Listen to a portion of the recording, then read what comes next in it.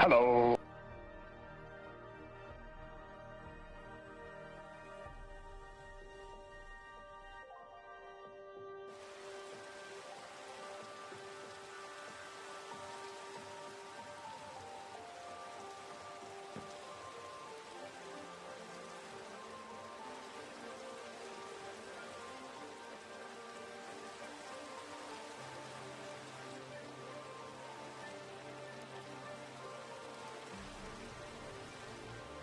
Welcome.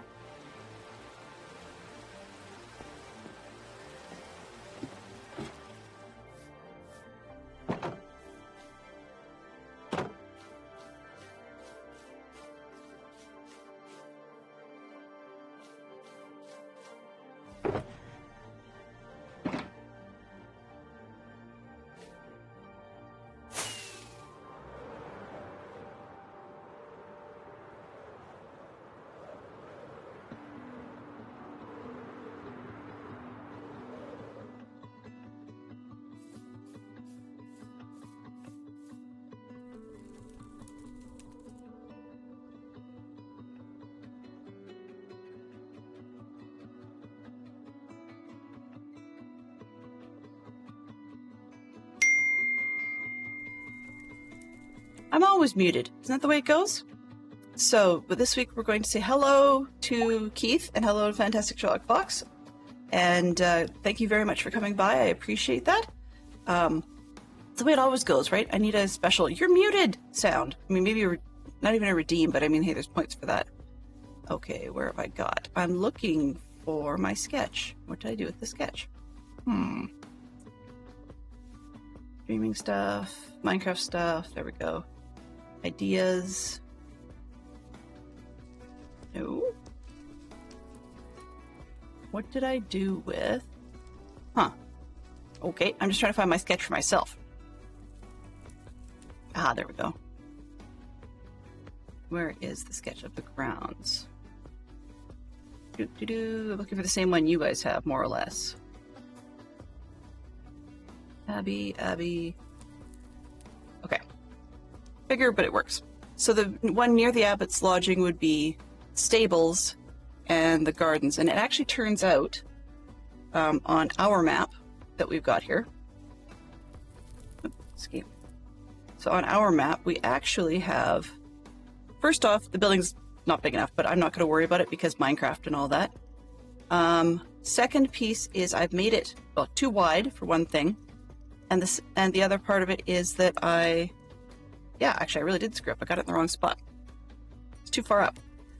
Plus also it's too wide, and what's the other piece? I had the door going the wrong direction. So technically, this backside is not actually supposed to be the door in the south end. That's supposed to be the Abbot's garden, which would extend down past the lodging building, which is this one here. So it seems like I need to move a lot of this and make it narrower, but that's okay. That's part of what we're going to work on. Then, of course, we've also got, according to that sketch, we've got to the northeast. I'll map again. So to the northeast, probably, I'm trying to avoid going down the hill, but I don't think I have much choice. It's probably down there-ish. We're going to have ourselves a stable with some gardens in between. And then up on this top side here, it's going to be the most fun bit of the whole thing, is I'm probably going to ask people to help a little bit with a cemetery. Yeah, that's on that side. And we also have the interior of the church to decorate. So that's where we're going with all this. Yeah. So we've got some projects to do, but clearly I need some supplies. Now, I could probably do a lot with this building to see, just tear it apart and use it again.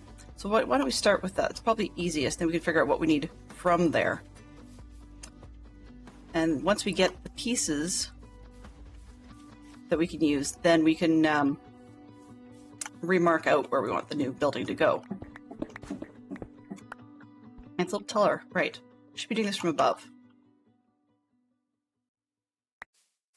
So I'm curious to know what people were up to for the New Year's, how they celebrated, or if they celebrated.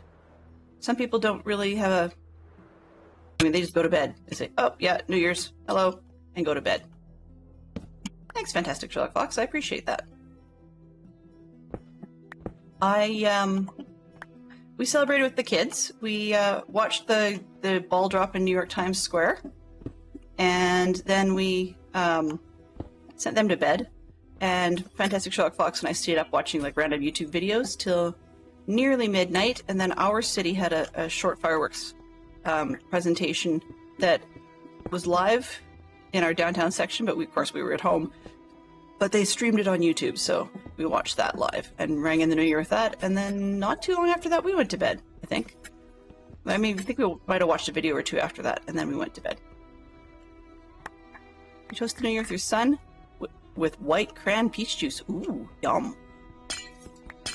And we actually overbought in our Christmas supplies, expecting company to actually want to have something other than water while they were here. Welcome. But just about everybody wanted water, which was sort of odd.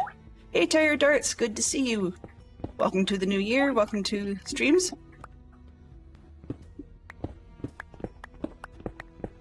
So for those across the pond in the Europe and UK direction, there will be an additional stream in your time window, more or less. As of next week, I'm going to be adding a slot on Mondays, same time as this one. But I'll be adding that on Mondays, and then officially extending Thursdays to be 3 hours.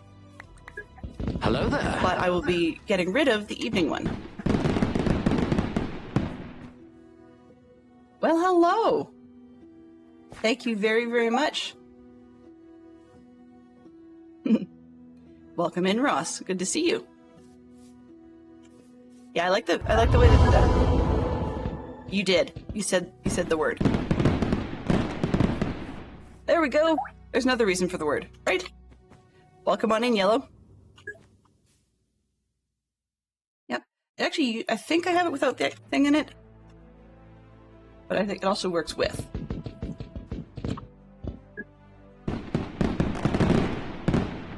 I'm gonna double check that one because I'm kind of curious. The edit. Yeah, it's just the word. I didn't need the exclamation. Yeah, thank you very much. That alert always makes you jump. Yeah. Well, I mean, we've my kids and I have been playing Valheim very, very casually. And I mean very casually, what they don't know. We've basically we've switched to casual mode, which makes it ultra easy, supposedly. And the idea is just we're playing it casually to work on our building skills is sort of the plan.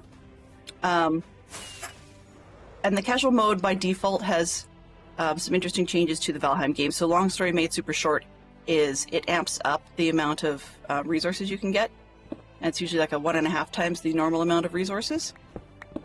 I will admit the kids don't know I twiddled with that and pushed it up to 3 because that's as far as it will go. Just because they are doing great with their building ideas, but there's also a drive, mostly by my son, but a drive by both of them to go a little faster in the game than we normally would be comfortable with, my daughter and I. So I figured, well, if we've got a gazillion resources, then we can gear up a little bit faster. But also they can make their builds come to fruition a little quicker. So, yeah, it's great. I mean, it's not a face roll with the enemies. It's, in essence, for most of them, it's peaceful until you muck with them, and then they're super easy to kill. So, I mean, there's a lot of the low-end nonsense. A Minecraft equivalent would be, say, a zombie popping up, but it's a lot easier to one-shot those guys than it would have been otherwise, kind of deal. And it wasn't a huge deal for us to take down the first of the elders in there, just because you know, it was easier, easy mode, and that's just to be able to have fun with the game. The whole key for us is just fun. So yeah, we were playing a little bit of that and having a good time. But for those that are playing Valheim more seriously, as clearly Terrier Darts is, then the sound that comes with the Valheim alerts is a bit more of a jump. You don't really want that one. Exactly. Exactly. Fun is really what it's all about. That's why I play Minecraft. That's why I play... That's why I play Minecraft, and why in Minecraft there are certain things I refuse to do. For example, you know, taking on a dragon or a wither on my own, never gonna happen. Taking on a warden on my own, never gonna happen. Those sorts of things. But as long as you're having fun, it really doesn't matter. Yeah, the kids and I often play Minecraft. We were playing a little bit of, what's it? I'm trying to remember which one we played recently. It's going to say Enigmatica, but I don't think that's the one. Engineer's Life, I think, is the one we were looking at. And we were playing a bit and having some fun, but as soon as the kids realized that we could play, you know, chilled out Valheim, they switched over. So it's like, okay, that's fine. I don't care. You know, everybody goes through their phases. Yeah, exactly. Well, Fantastic Sherlock Fox points out my son does have a normal difficulty campaign going off and on with his uncle, which has had a couple of bootstrap lifts by his uncle who's more advanced in the game. So it's kind of like you got your tank ready to go, and they'll try and keep the focus while the less experienced player runs for it. But they are definitely pushing through a little bit more. And a resulting effect, of course, is he's right in the age range that sometimes kids in that age range tend to sound like know-it-alls. I know, of course, just about everything that I was asking questions about, looking for opinion, he'd actually already been through the wikis. So it's like, oh, well, okay. I guess I don't need opinion now, because you've looked it up. But that's sort of my, the thing I do, I guess you'd say, instead of just Minecraft, because it gives me a bit of a break. And that's actually part of the reason why I agreed to go with an ultra-casual one in that world, is because I find the Viking aesthetic fairly relaxing, much more calming. Even doing a Viking aesthetic in Minecraft I might do at some point, but I thought the medieval one would work better this time because I'd never actually done one. Ads stink. Okay, let's see. I don't like my ads manager, but we'll just leave it on anyway. The way the ads manager was supposed to work was you chroma key out the gray, and that it will show up by itself when it turns yellow. But for some reason mine doesn't do that. I don't know. Chroma keyed out the gray and it stays blank. So I was just saying I might at some point have a Viking aesthetic go in Minecraft, but we'll have to see, because I'm not really sure if I'm going to like that or not. How did I end up with an I was going to say, how did I end up with an odd number, but I think I figured that out. Okay. So, bed, critical. I know the bed's not going to be in the building, so I can go over here. I went with the medieval one this time because Minecraft seems to be lending itself to that. It's one of those fairly obvious ones. The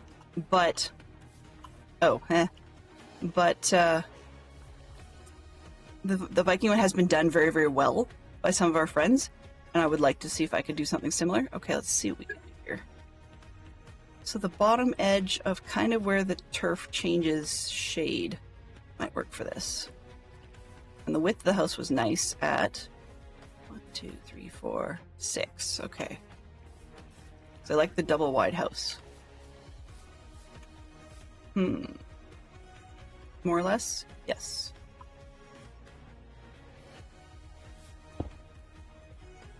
One, 2, 3, 4. There we go. I can't remember what I made it. 13, I think it was. I, for some reason, have that in my head, but I have no real idea. Let's try it. 2, 4, 5, 6, 7, 8, 9, 10, 12, 13. Oh, whoops. That'd be 14. 2, 4, 6, 8, 10, 12, 13, 14. Okay, let's move this one. Can't count. Deep slate roof. Yeah, that's polished deep slate, I think. No, that's not polished deep slate. That's Polished blackstone. 1, 2, 4, 5, 6, 7, 8, 9, 10, 12, 13, 14. That's making it even again. There we go. All right. 2, 4, 6, 8, 10, 12, 13. Yeah, okay, that makes 15 all around. I like the deep slate roof. It works quite well. We used it on the Abbey, and that's part of why, not deep slate, sorry, blackstone roof. We used it on the Abbey. It's part of why we're sticking with this one, because it's kind of matching. When I was looking at the deep slate, that actually gave everything a very, not that we don't have a very gray look as it is, but like an even worse look. This is definitely the ugly stepchild wall of the building. I don't particularly like it, but I haven't really figured out how to deal with it because there's actually a stairwell inside. So I need to figure out that one. And then, of course, peaking roofs. I wanted bigger windows, but I'm not too bothered because this in the inside of here is actually sort of like the hangout warming room. And once we get the rest of the grounds built, we're going to go back in and we're actually going to immobilize the villagers. I wanted them to walk the Abbey, but it's just not working out. So we'll have to deal with that one. Okay, let's see. Let's try making this part kind of square. Cell phone. Oh, sorry. You know what? We don't need this sketch up here. Let's shut off that sketch and we can bring it up when we need it. Okay, so pop culture party. Miscellaneous. 4 names of cell phone models. So we've got the iPhone whatever you please, Razr, Pixel, Nokia Blackberries, Motorola Samsungs. Those are the brands.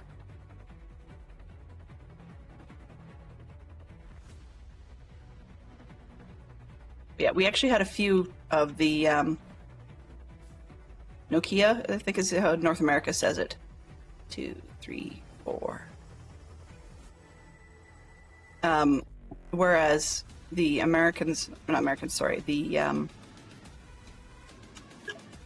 other parts of the world sometimes say Nokia, which I find odd. To me, only it sounds like a nut to me.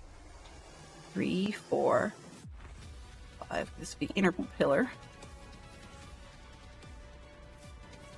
And I think I need to make this smaller. 1, 2, 3, 4. Because otherwise it's going to stick out weird. 2, 3, 4. I don't like working with even numbers inside a building. Doorways, great, because then you can have double width, but inside the building is just challenging. Okay. So we're somewhat square. I can take out that one. And how far do we go?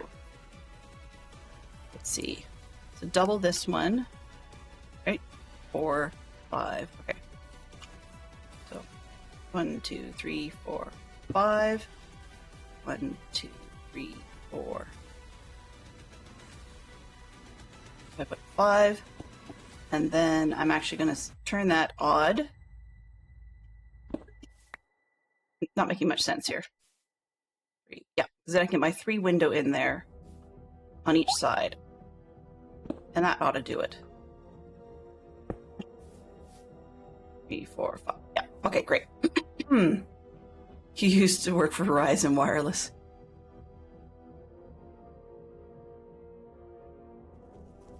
That's okay. Nothing wrong with that. Hey, you never sold orange phones, it's all good. I've never worked for mobility either. Fantastic Sherlock Fox and I both worked for different, well, I was going to say different ISPs. Technically, mine was an internet service wholesaler or reseller, but they did a lot of the other stuff in-house, so all the email was in-house and all the servers and everything else, the corporate stuff and whatever, was all in-house, but we just didn't do the actual... We'd even do the wiring, but we didn't actually provide the service itself for the internet connection, and everything else was us. 3, 4, 5, okay.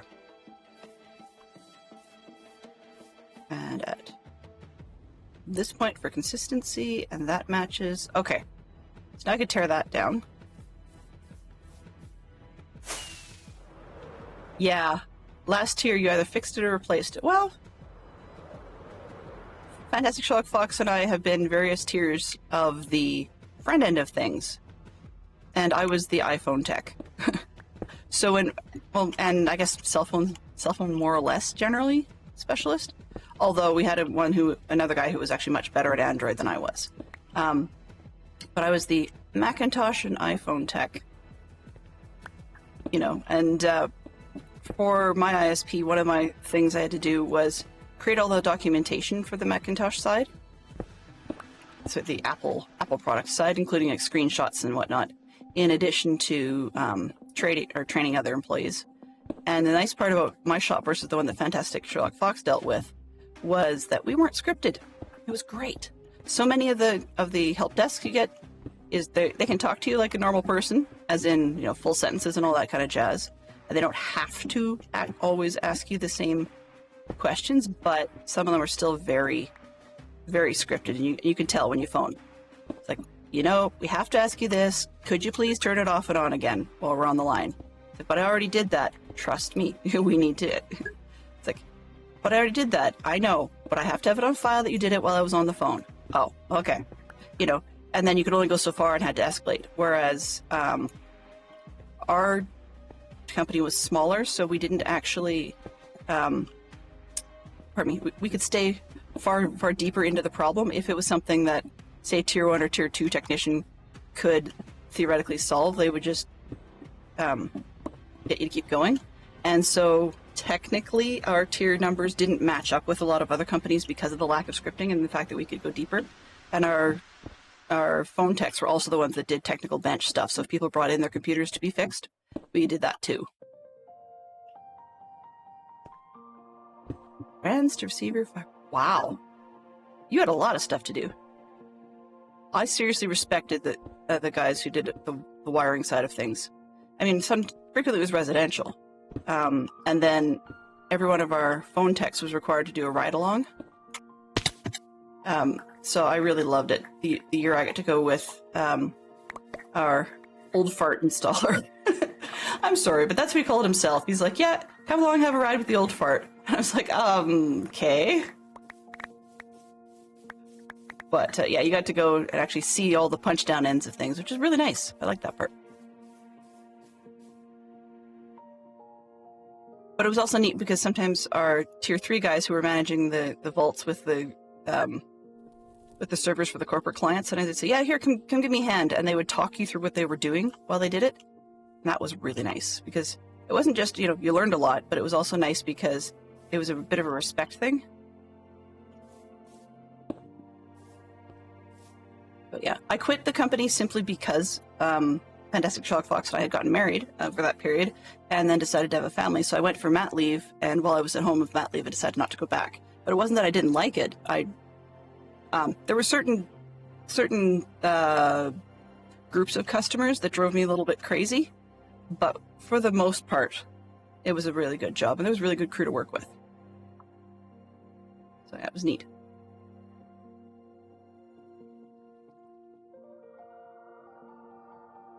Debatable, but most parents would say that. Having kids being a better calling is debatable some days. So in the mapping, this is actually a better layout. So we're going to have a garden for this building off the backside. And then, although we've still compressed the front side's shape compared to what our sketch had, I think that's probably just going to be best because of the Minecraft scaling. Otherwise, I'd have to move everything down the hill, and yeah, it's a mess.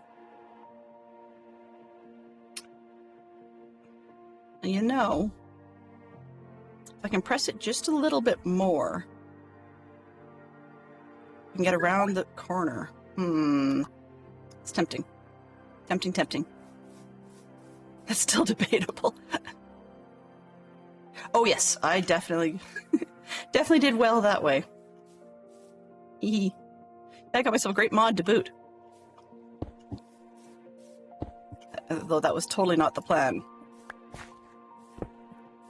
It's funny, I was thinking about that this morning, not the mod part per se, but sometimes I wake up with, sort of memories, I guess, That's probably a good way of putting it. And it can be useful. It can be a little bit distracting at times. Okay, let's see. If I go 2 forward, can't quite go 1 out. Do I have dirt? Alright, let's steal this one. Oh, that's why that was there. Okay, let's steal this one. Nope, that's why that was there. Come here. Can I steal these? There, okay, great.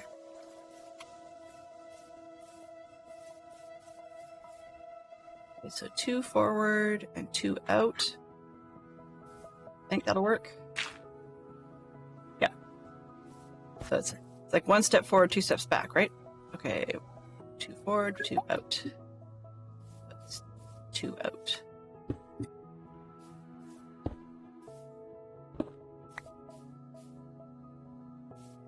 Made it up. Ooh. Ooh. Yeah, I was thinking about that this morning.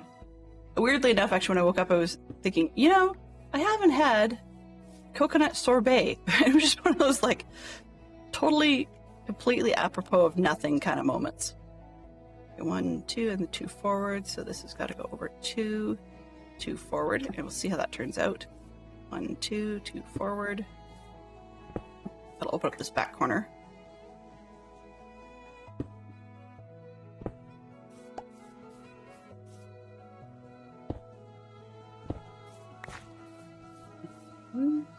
This one.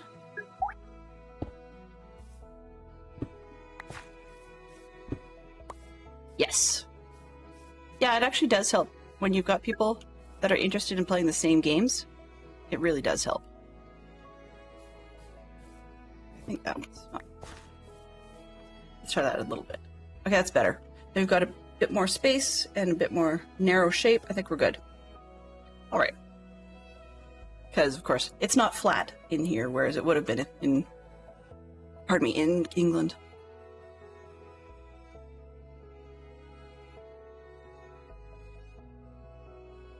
Yeah, I'm not quite sure how Fantastic Show Fox and I connected on the nerd front in the first place.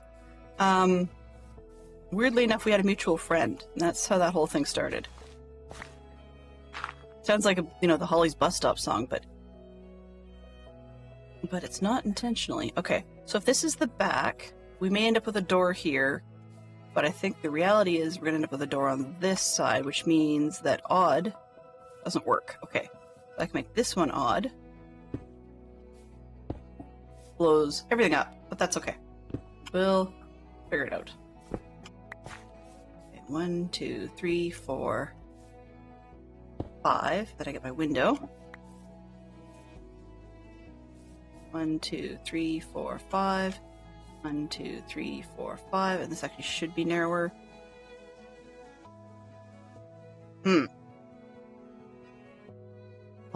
It's like, because I want the 5 on this side for windows and such, but I want 4 on this end. Okay, we'll fake it. I think I've got an idea. And then we need to basically build the whole thing again. All right.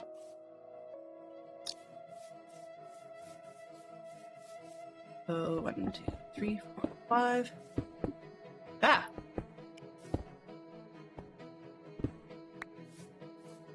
But it's kind of funny because people sometimes say, they met their sweetheart at high school, or they're dating, or through such and such a friend. And I did meet mine through a friend. Like, I did meet Fantastic Shock Fox through a friend. But weirdly enough, you know how kids get silly when they're young, as in like junior high? 2, 3. Whoops, that's not going to work. 2, 3, 4. Okay. What I'm looking for is my 3-block window, and that. 3-block window. Aha, this one's wrong. Okay. That's where we're getting up there. So, yeah, so they, kids get silly, and they go, oh, I'm going to marry so-and-so when I get older, and they're in, like, junior high or whatever. And so, weirdly enough, the guy that was our best man at our wedding, who's also the one that introduced me to Fantastic Sherlock Fox, was actually the one that, like, you know, in junior high, that whole, will you marry me someday thing, and bought a promise ring. And at the time I said yes, which is kind of funny because I remember at one point when he actually was introducing us to his girlfriend that he was going to become his real fiance, and he did end up marrying her.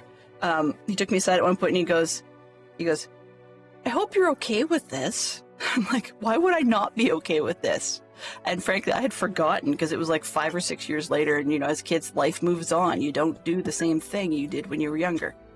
1, 2, 3, 4, 5. But it was priceless. And the good news is his wife and I got along very, very well. I mean, they moved away, but still, his wife and I got along very well. And he's one of those funny guys where the story for him was that he introduced people to his eventual wife, and they hadn't believed she existed. 1, 2, 3. So, like, honestly, they thought that when he told stories about this person, because he'd gone away to school in another city, and when he told stories to his people at home about this girl, they all sort of jokingly thought that it was in his imagination. Yeah, she totally did sound fictional. I mean, when you're hearing, you know, a lady who's into botany to the point where she's going to be working for a very famous orchid museum and this sort of thing, and it's like, okay, that's a little bit fantastical right there.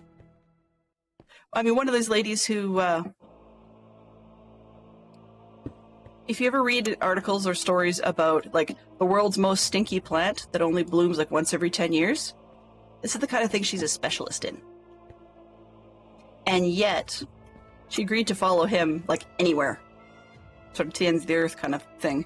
So so they all boogered off to, like, the south edge of one of the main islands north of Canada. Yeah. When you say north of Canada, like, quite literally. So anyway, so when he broke it off, quote unquote, broke it off to marry her, I was like, go for it. I'm totally not, not disappointed in the slightest. I liked him. I really did. But long term, I think he and I would not have hit it off forever. 1, 2, 3. How far did I go? 3, 4, 5, is it? Yeah, it's probably reasonably high. That's a lodge, actually. Maybe I don't need quite so much. 2, 3, 4, 5. Yeah, I guess that's it.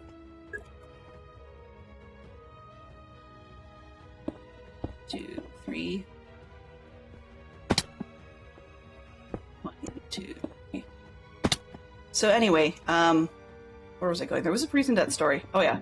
So he got me into meeting Fantastic Sherlock Fox, and it was one of those things where you just kind of like meet somebody in passing and go, yeah, you'd really like this person. And I didn't think too much of it, and then we mutually met at another friend's party.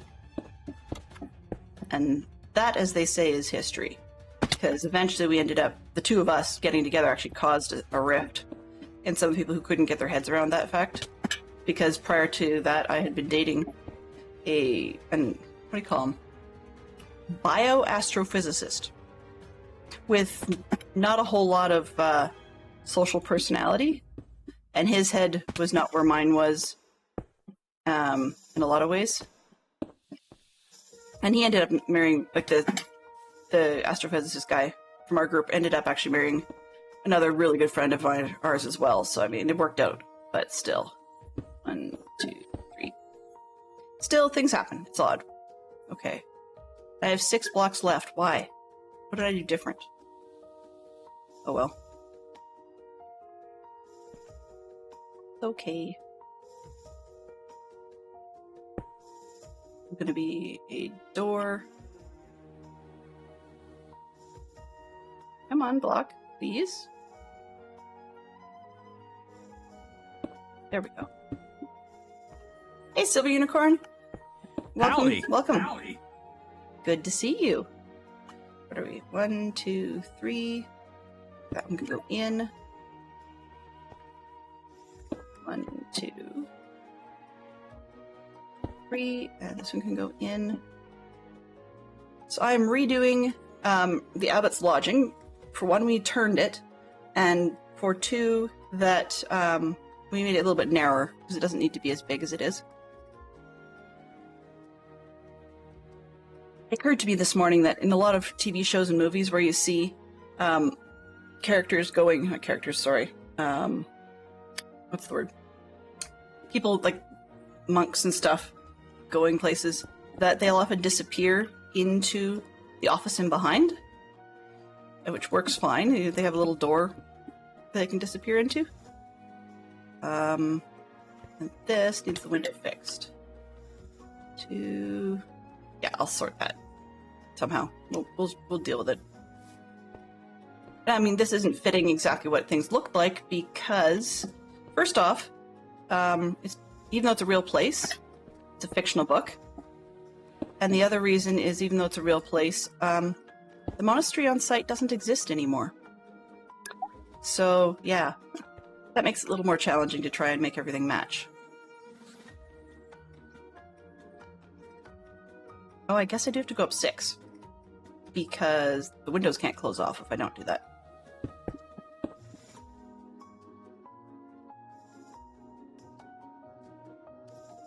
Yeah, clergy. They do their thing. Thank you very much. So the clergy will disappear through like a back door in the back of their office or the side of the church or something like that. And I think I like that. So 6. Then that makes it the same height as this one as well. A little bit less modest, but this is the guy who's got, he's actually got his own office and his own lodging, whereas everybody else has to stay in the main building. Which it actually has occurred to me that the monks shouldn't actually be all sharing the same room, per se. One of the features of monastic buildings, for the most part, is that the monks have cells, so basically their own little itty-bitty bedroom that pretty much has next to nothing but the bed in it. So I suspect... I suspect that we'll be doing a little bit more rearranging of the buildings. It's not a big deal. 1, 2, 3, 4, 5. This one goes in by 1. Goes in by 2. 2, 3, 4. It's the in by 1.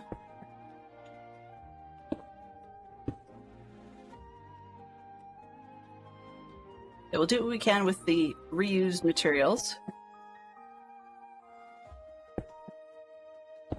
Oh, oops. And then we'll go get what we need left from the main building, or from the castle zone. And I'm thinking at some point, I may actually either make this one like twice or 3 times as high, or I may actually tear it down and do a different style of castle. I'm quite liking the Motte and Bailey, but I think I need to make it more pronounced. So this hill needs to be higher, and the walls of everything need to be higher, but that's, you know, that's a later project. How many Pauls do you have?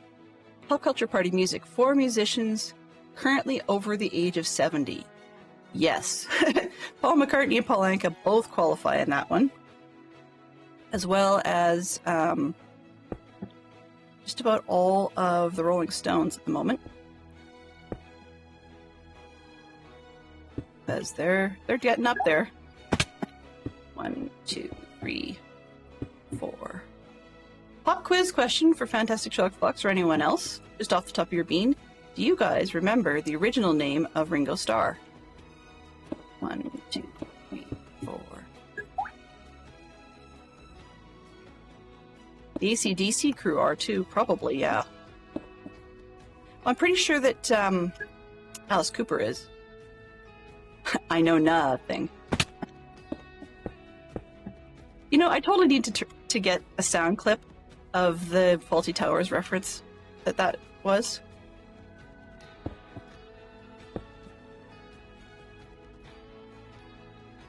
Yeah, but generally, if they're old, it's actually perfect that Ross is in here. I know we joke a little bit. Oh, we even have it down here. Excuse me, just 1 second.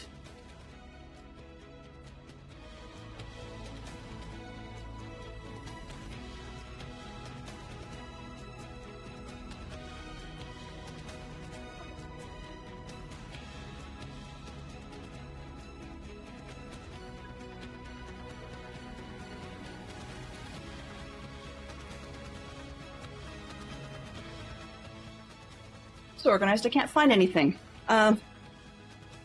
So, oh, there it is, right under my nose, where it should be.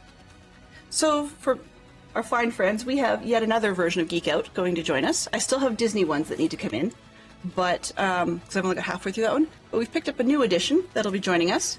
It's the Double Aughts edition. So, stuff with your favorite Double Aughts pop culture subjects. 350 questions. So something that isn't always, you know, movies released before 1972 or some such nonsense. Because I think, A, some of us, our memories are getting a little older and we may not necessarily remember all of the stuff before that date, before the 2000s, but also it allows more of our community to participate. So, for example, we're not going to read them all from here today, but so I have to get these put in the system. Let's see. So the way this game usually works, if you have the physical box, and I'm just going to switch real quick here. There we go. Okay, so the way this works, if you actually have the box, is that it comes with, well, instructions and so on. Well, that's interesting. Let's figure out what that is. They've changed it up a little bit in terms of what cards are included. And we've got a little board game, little literal board. And the idea is to try and get up to the 5. But it's a bluffing style game. So you would normally say, okay, I can do 5 points. Or I can do, if it says like 4 musicians, then you could earn, you know, your 4 points, or you could not earn your 4 points. Or a lot of the instructions will actually have you do it just once, and then you've got a die to roll whatever color you would get. But ours just randomly pulls one for us. So, pulling the deck open, we have... Okay, so if I was to say, let's go blue and rip into the middle of the pile here. So blue category, what are they called? I guess I have to figure out what the categories are. Okay, blue is apparently TV. So blue would be things like 2 judges from American Idol. Not something that I would know, but sure. Or books, 3 titles in which vampires appear. Let's see. Music, let's go with the music one.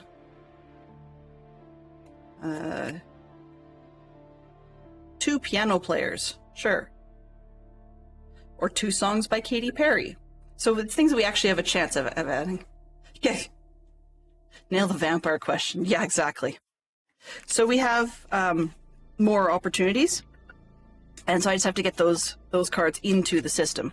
And we'll have 350 new questions, I believe. Yeah, there's another music one. 2 Southern rappers. Meh, I don't know.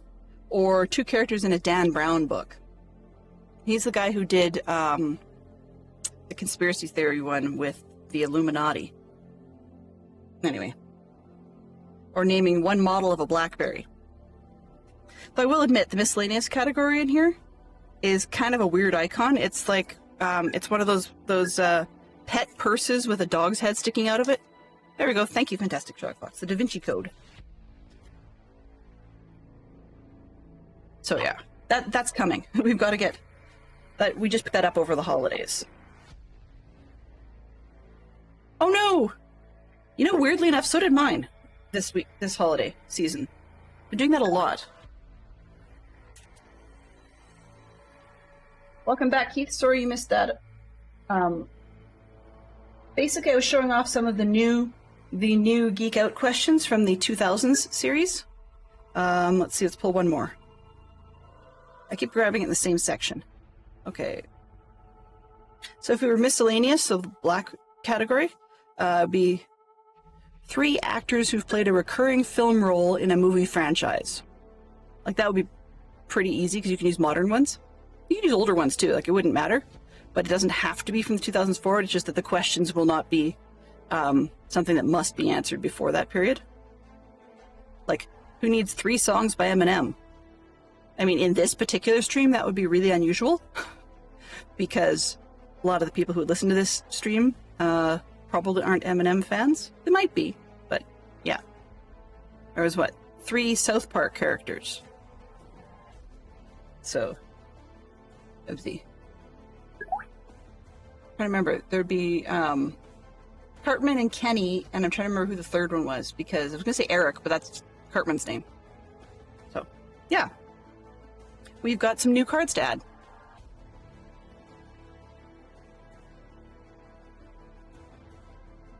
Game Train.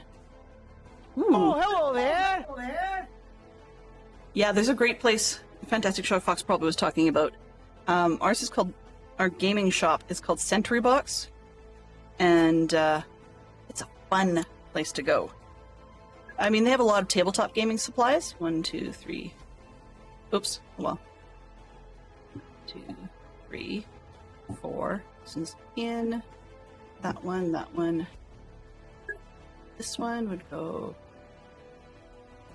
down, in, and up. So this is extra. Too tall. Hey there. How are you doing, Mel? Good to see you. Okay, how is it? I miscounted again. Weird. Okay, this one here. So that means I miscounted this row.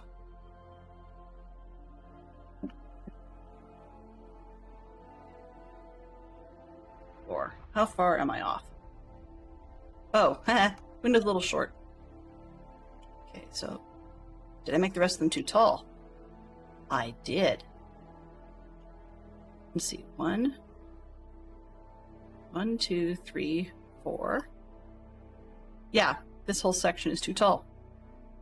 Okay, that explains a lot. So we've got 1, 2, 3, 4. This one goes in, and then this row goes up all the way across. 3. Scene change? Oh, sorry. Live. Apologies. Thank you, Fantastic Sherlock Fox. I missed that. Okay, 1, 2, 3, 4, 5. You know, there's days I wonder about whether or not it would be worth it to have a mod ability to do that, but I'm hearing... Where are you? Oh, hey. You're not allowed to stick around. Go away.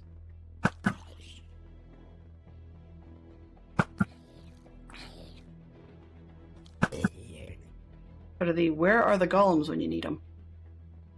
Usually they're hanging around, and now they're not. There's just a few creepers today.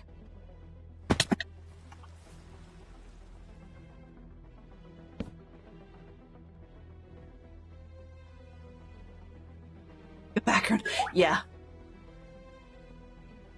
It is actually. That's the Fantastic Sherlock Fox is right.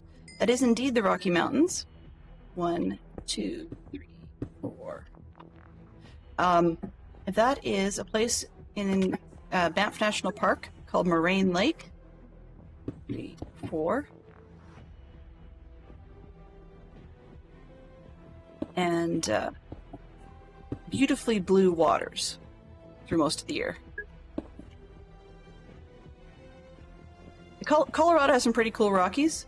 I'm biased. I prefer the Canadian ones, but you know, that's because I'm biased. All right. Pull this row off. That's all kinds of wrong. And this row I don't need. Can I get this one in here? That. And that one. And there. Ah. You know, I love road trips. I know it sounds weird. Not everybody does. But I love road trips, and I miss them. Some of my favorite memories actually were road trips, including a road trip with Fantastic Sherlock Fox. Although it was a weird and slightly awkward road trip, but it was still a fun time for me. And so because I didn't say part of the road trip, but the joy that is the road trip is not something that our kids have a whole lot of experience with. One would think that driving to scout camps, they would actually have more experience with that, but yeah, that's not the case. All right, okay, so we've got, I think that's a reasonable building. Yeah, looks roughly the same all around. Okay, great. This one, that's the backside of the too wide door. And why did I do it that way? I can't really remember.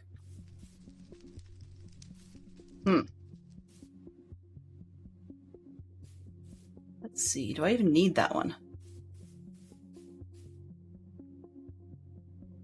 Could make it worse.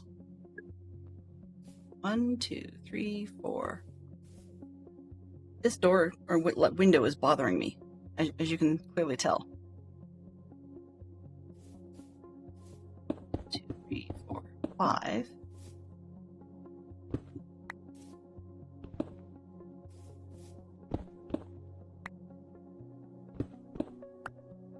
Sure, why not? Let's do it differently.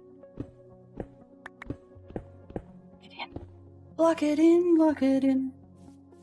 Yeah. Roderin's got it. Keith is totally on the money. Why waste time? And I'm going to make this a little wider. Or not wider, sorry, smaller. Big difference. And just chop it off.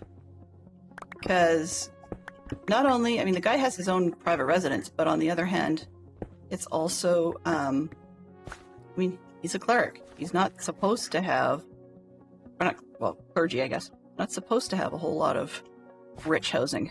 1, 2, 3, 4, 5, 6. 1, 2, 3, 4. That goes out. 5. Okay. 2, 3, 4. That one goes out, and then we complete across.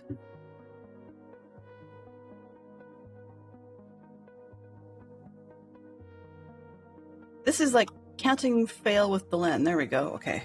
F4.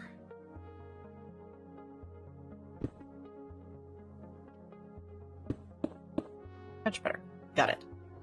This one, that one, and then we can fill in some of these bricks dropped over here. The counting fail with Delenn exactly is definitely what we're doing today.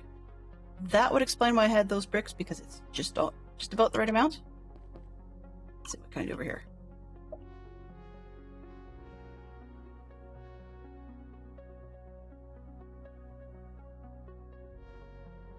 Take these two out. We're just going to brick right up anyways.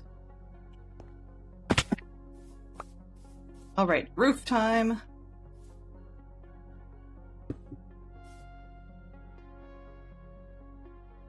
Okay, so we've got L-shape.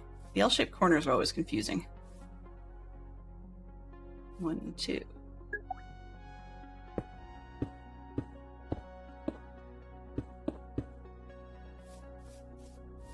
Road trips we just drive and drive, but we stop a lot more with the kids. Weirdly enough, actually, I don't anymore, Fantastic Sherlock Fox.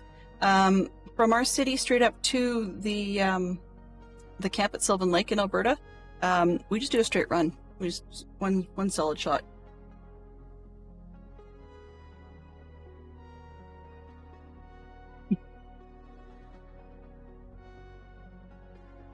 Let's see. 4 constellations. We've got Big Dipper, Little Dipper. What do you see here? Big Dipper, Little Dipper, Ursa Major, and Minor. They only actually listed 3, but yeah. I mean, we've also, you know, there's a ton. Funny enough, though, you could almost say just about anything, provided it wasn't super modern, and I'd believe you. And the reason is because of that, you know, the idea of multicultures had their own, had their own constellations. Let's see if I can do this before I get too low. Okay. There we go. So just about every single group had their own thing. I remember, what did I do with those? Okay, so the ends are going to be higher, but this corner won't. Good. come on. Yeah, you like mean stopping for cool sights and stuff. Oh, I see what you're saying. Yeah, we definitely do that with our kids. We do stop for extra things. I mean, it's not just ice cream and so on. We got lucky actually, and I would say my parents did too. Where I'm quite the museum type, and my kids actually strangely are as well. Which means that when we go on road trips and things, we're often stopping at little roadside pullouts to see what the sign says. Yes, Ursa Major and Minor do contain the Big and Little Dippers. Okay, we can also go with Orion and Cassiopeia. And then, of course, the Zodiac are up there as well. Like Scorpio and so forth. Oh, I see what you mean, Fantastic Sherlock Fox. I get it. Yeah, well, one of the things I actually enjoyed as a kid was when we go west, there used to be... oh, Fantastic Sherlock Fox, you'll have to help me here. The gnome thing.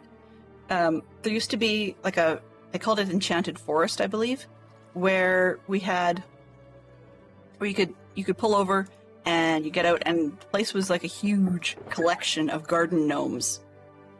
And the people who ran the place, they would have all kinds of little scenes of the gnomes and the fairies and whatever doing all sorts of stuff.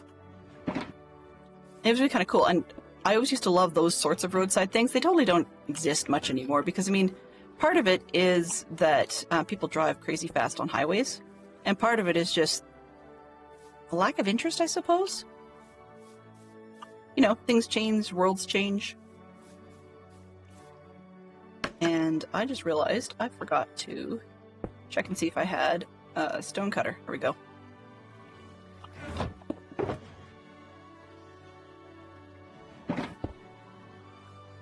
Because I'm short just a few. Let's see. 1, 2, 3, 4, 5, 6, 5 or 6. Okay.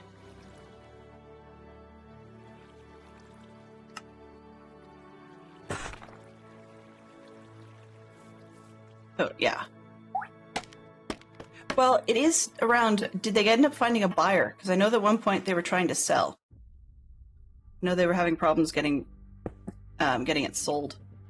Because the original owners were aging and not necessarily able to do things the way they used to anymore. Awesome!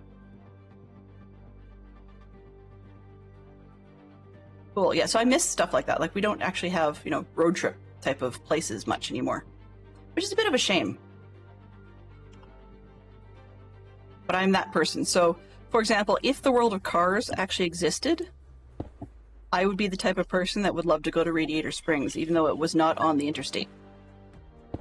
You know, that's the kind of person, that's the kind of road tripper I was.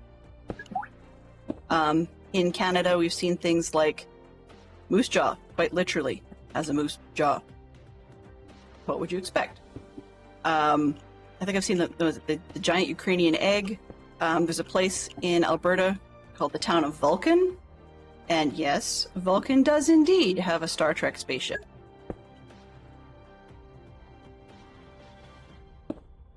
Oh, hello there! No, I've not actually. There's a lot of places I've not been south of the border, like as in the 49th. I would absolutely love to do some road tripping down there. We'll have to see, because, you know, life and all that, and some people are into that sort of thing and some aren't. So we'll have to see if we can get our kids into that sort of deal at some point. But I would love to see a lot of those places. There's some great ones. Fantastic Sherlock Fox and I, before we had kids, did a road trip through California at one point, and you know, stopped at all the usual expected spots. But we also pulled off at places just because it sounded neat. I still don't understand my brother having stopped at Death Valley. That one still puzzles me a little bit. Okay, I can't be bothered. 1, 2, 3, 4.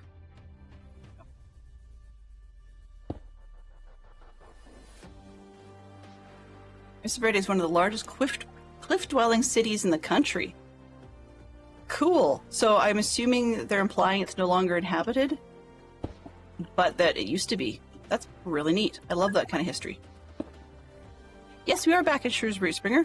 Welcome aboard. Hello, hello. Welcome. And Happy New Year to you.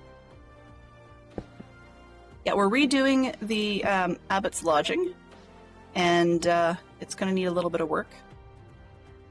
Thinking actually this interior one could probably go. Go. This way. That way. So yeah, I'm up here at night, which is highly stupid. But especially with creepers down at the bottom, it's extra stupid. As long as I'm not up here long enough to be getting phantoms, I think I'm okay. Ish. Where'd the creeper go? I saw you. Oh, nope. Zombie. Okay. Handle that.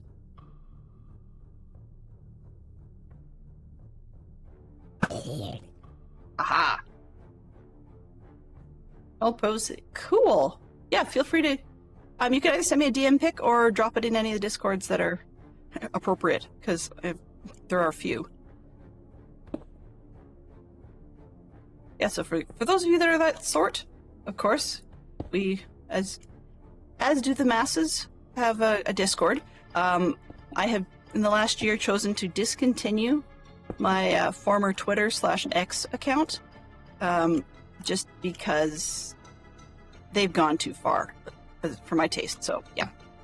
But, yeah, so if you want to stay up on the news, or if I'm throwing in an extra stream or having reason to cancel a stream or something, then Discord is the place to be. Which, as I was mentioning, sorry, on that note, doesn't affect the UK people as much, but definitely will shift things for the Aussies, I'm afraid.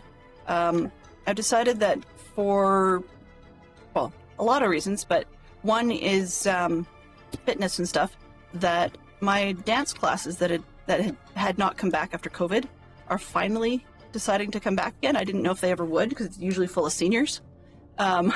Just because clogging up here is a low-impact sport. There's not as many competitive groups. So the clogging classes are coming back, and they are on Wednesdays, which means that it makes sense for me to unfortunately discontinue my Wednesday stream. But then on going in with that, I think what we're going to be doing is adding a Monday stream, Monday daytime stream, and sunsetting the Tuesday evening as well, just so I can spend a little bit more time with the family and have a night of sanity that's during the work week rather than just waiting till Friday. Because if I'm out at camps or something with scouts, I haven't had a, so to speak, a night off. So yeah, this week everything will stay the same as you've seen last year. So I will be doing a second one tonight and a second stream tomorrow night, but that's the end of those evening ones, unless something unusual and out of band comes up. So sometimes there may be a random one here and there, but it's not going to be a regular thing. And those evening ones may or may not be Minecraft, but I'm going to try and keep Minecraft more or less to like once a day, I guess, just because it made it a little bit more sane for me to work on projects, so that if something is driving me nuts in, say, modded, and I really need to creatively figure something out, then I have that opportunity before the next stream, in theory. I mean, we're aware that it's all theory. Okay, and I only have 9 for the cap, which doesn't make any sense, but I think it's because I've changed the width of the building. So, yeah, I'm not going to have enough. 2, 3, 4, 5, 6, 7, 8, 9. All right. Now, let's see. Let's do the chi thing and run and see. Oh, no, not that one. This one. Okay. Not lit up. Clearly not lit up inside the building. Oh, I guess I'm wrong. Not lit up enough over here, but that's okay. Sure. Why not? Okay. Then we've got the glass windows to put in and so forth. Did I break? Oh, I got 42. Let's see how far we can get with 42 panes. And the bed's still inside. Doo-doo-doo. Clogging as a dance type is actually a lot of fun. I enjoy it. And I wasn't half bad at it. So I've got a workshop to go to this summer I'm excited about. Basically, long story made short on those ones is in Canada, unfortunately, we're not big enough to have, like, say, a provincial or national convention that does not involve hooking up with another dance type. And in Alberta, that means the Square and Round Dance Association. Which to me is kind of disappointing because that one's definitely these days full of old fogies and seniors and stuff, or really country people. What I mean by that is those that still farm and such. Nothing wrong with those kind of people, it's just that's not my kind of dance. I mean, I grew up with my uncle being a square dance caller. It's just the way life was, and was not too keen on still hanging with that crew, but sometimes life comes back to get you. I would love to learn social dance version of Irish. Unfortunately, that's not something they teach over here.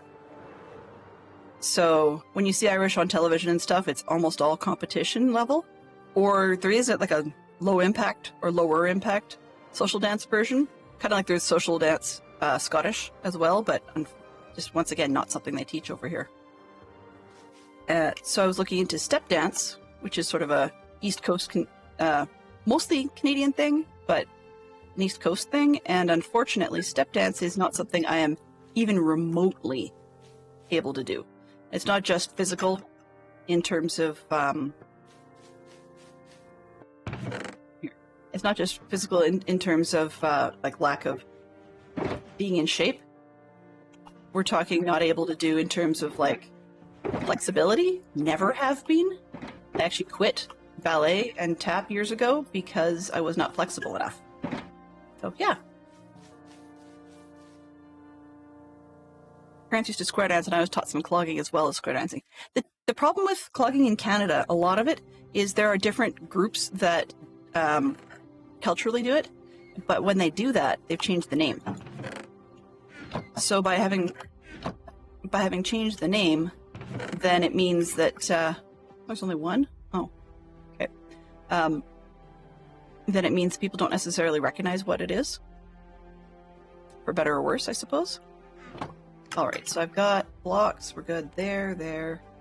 Then we can get back to the simple stuff inside. You're not old. Heavens. I still was telling Fantastic Sherlock Fox that if we feel flush enough to be comfortable comfortable with it by the time the summer convention comes around, I would love to actually get myself one of the T-shirts I've seen where it says something along the lines of clogging. It's not a Dutch plumbing problem, because common that people think stuff like that. Let's see. Divide. Oh, hold on a second. I think I need to sneeze.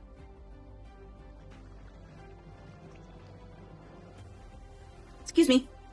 Even in the US, though, clogging is actually a very varied set of styles. 22 might not do it.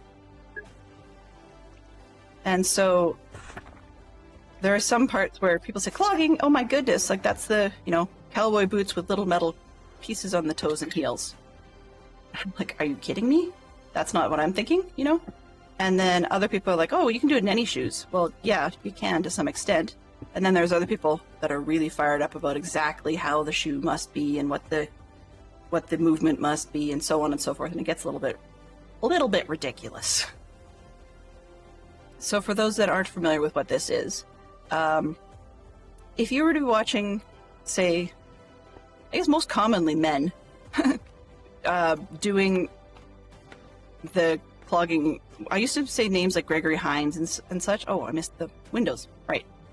If you used to watch people like that, you'd think of a men's dress shoe, more or less, except on the ball part of the foot and on the heel, or ball and toe and the heel, you have a big metal tap layer. Now, for For tap dancing, you have a single layer, and it can often be some groups prefer aluminum, other groups prefer steel. But then for clogging, it's a double layer and almost exclusively steel. There are a couple different tap styles within that, but that's the gist of it in a nutshell. There we go. Oh. Yeah. So for women's clogging shoes, it's the same thing. So we use a very flat one most times.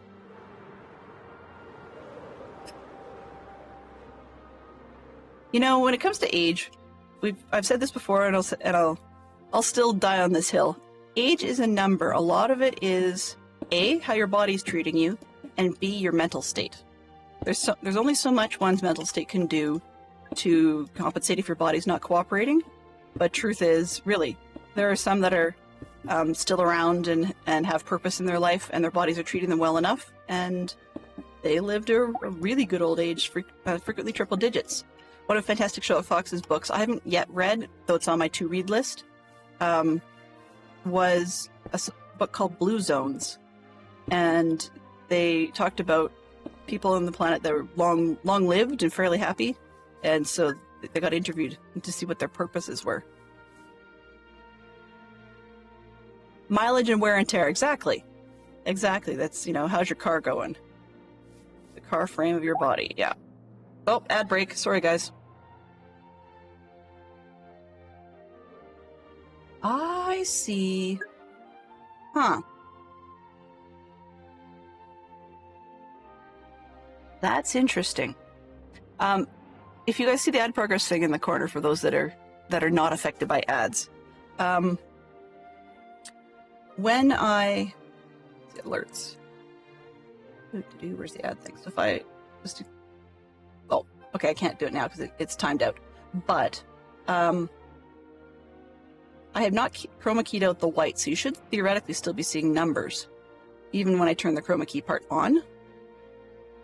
But weirdly, it doesn't, and I just find that really, really odd. See, so if I do that, that's turning the chroma key on. I didn't take out the white, but it disappeared anyways. But the reason I said I see was quite surprised is in everything I'd been following for videos on how to do this, that whole strip that you see now as dark gray was actually bright yellow. So even if all the text had gone missing, the bright yellow should have showed up. But what I just noticed now is the ad, just as it went through, the text turned yellow, but the frame was still gray.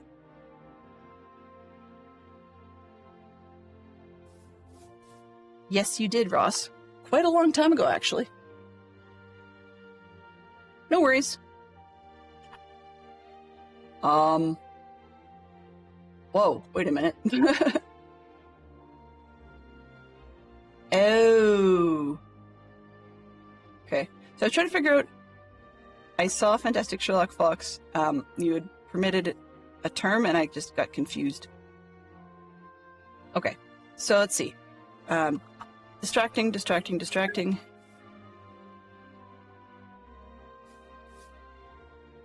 That's fine. Yeah, I understand that you can't necessarily afford to have a gazillion distractions. I still have Discord on my phone. I'll be honest, because I have FOMO, the fear of missing out part. But also the other reason I still have Discord on my phone is that I've turned off the pop-up notifications. Even if I get added or notified, I don't actually have any pop-up numbers or notifications that get my attention, because unfortunately, at least on the Apple phones, it does not appear, F7, it does not appear that things are granular enough to allow me to get just the notification notices. It seems that they actually have to be all of the notices, and that was not appropriate. Okay, let's throw down another one just for now. We're going to make this sort of a sleeping quarters. I mean, it's far too large, but that allows the front section to be like an office. So we'll have a single door going out of there, and just a big solid wall, because they're cheap.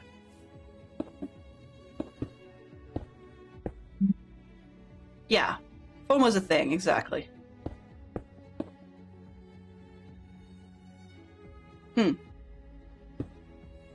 So, But that's why I've got it on my phone. And the other part of it is, I will be honest, because I've got that, it would suggest then that I'd spend, well, I mean, I already spend too much time on my computer as it is.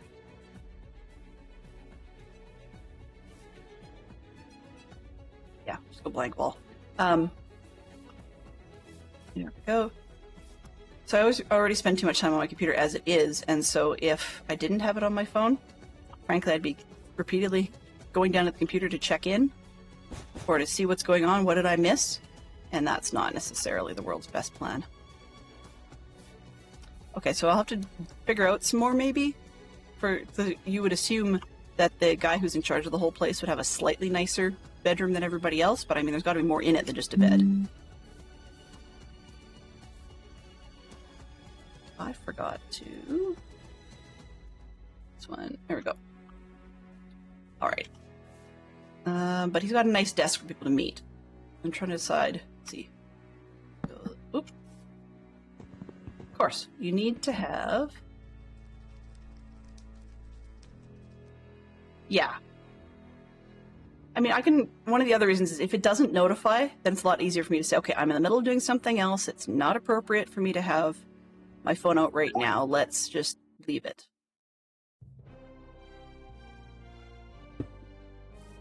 And so that I can not respond to messages instantly. But, pardon me. But when there is time, it's nice to have. Part of the reason I do that actually is I do occasionally stream from my phone when I'm at camp with scouts.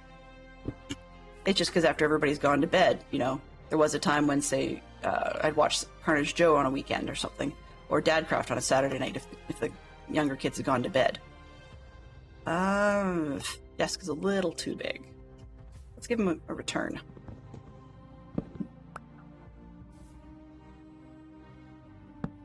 There we go. All right. Yeah, because then people would come in the door to talk to the guy, the Abbot, and then when he's done, he goes off to his little room. And okay, I like that. We're making progress. Of course, I need to sleep, or we're gonna have some more fun. And then we need to go get doors, and that's about it, really. We need to figure out something for the flooring. Let's leave that there for now. So stealing from the other ones we've already done. Hello, kitty. And this one, we just got plain stone, which I think actually looks pretty cool for what we're doing. This would be the guest house. So we've got the double doors, which we're going to do on the main one. I could put chairs in there, so I may have to add one more seat in that other one. I left the stone on the other side, but we'll do that. And then this one's just got little beds for the guests. Nothing too exciting because we're semi-medieval here. You know, they'd have their own entourage doing their own thing. And that was kind of an empty space I'm not really sure what to do with. This would be your guest hall, and then the food would be run out from the main building to the guests. And guests who were staying at the Abbey could actually host their guests in turn at the table. And that's the Abbot's building. Okay, so I think while we're here, we should probably start grabbing supplies. Next up, in more or less this zone, would be a stables, but I think that it's just a little bit hilly. So we're going to need to do a bit more terraforming and maybe try and slope up from this section off to the right and slope a little flatter. It's more because England in that part of the world is quite flat. Not prairie flat, but generally fairly flat. And it's slowly coming together. We'll fly over and I'll give you a quick, while we're here, quick catch up for those that haven't been seeing it on the, okay, it's one of the two city gates, on the slowly developing village. It's far larger than medieval should be, but I don't care. It looks good. So we've got a series of houses. We've got multiples from the people who've redeemed. It just works out that way. So if you want a house, you know, feel free to figure out your features. So starting down at the far end and walk back.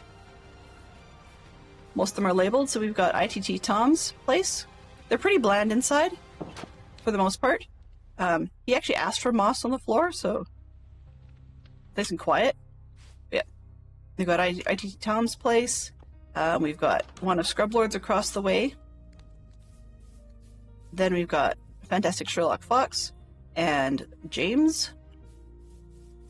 And then down this way, this one, I probably don't even need to show you who it belongs to, but it is Neon, which, given that it's Neon, I probably should figure out the funky code that Neon likes to use. I usually forget to look that up. If you've got a pen and paper, Fox, can you just scratch that down? Because I can't seem to find my easy wipe marker at the moment. The loose one, I mean. And then, whose house was this? I can't remember. Good. Oh, that's mic on switch. Yeah, it's totally not historically accurate. Partly because of the size, and partly because of, I mean, clearly, teal would not have worked. Just to write down that I need to look up how Neon usually does his signage code. I could even just send him a DM to ask him at some point. But it's got those funky little S shapes in it that I have to copy paste out. Okay, so there's another one of Scrub Lords. Yellow wanted yellow houses. So there's one. And there's two. And then Scrub Lord's third one. Wanted something kind of funky. So yeah, I like it. So what people were doing when they do their houses is they get to choose basically just about all the features. So what sort of edging that we would have, and then what sort of main wall material they would like, and if they have a roof preference and a floor preference. And then sometimes I ask, and sometimes I just do, with regards to whether it's a single floor house or whether it's a dual floor, and then which direction is my choice as well. Yeah, and that's allowing me to fill up a lot of the village this way. We will, once we finish the Abbey grounds, because I'm kind of on a tear for that one, we're going to come back over here and start building ourselves a tavern. Fairly classic style tavern. I'm not worrying too much about accuracy. I was doing into the historical accuracy, and then I realized two things. One, what people often think of and what was really out there are two completely different things. And two, I mean, I've got a cool little box in the back that I'd opened up for Christmas that's going to be decorated as a secondary yurt. Ah, thank you, Yellow. Awesome. See, there you go. I have to get that put in. Let's see what we can do. We may not need to. Yes, I'm just trying to try and see if I can pull that.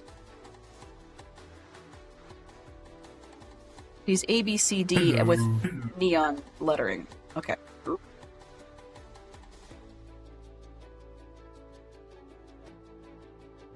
Yeah.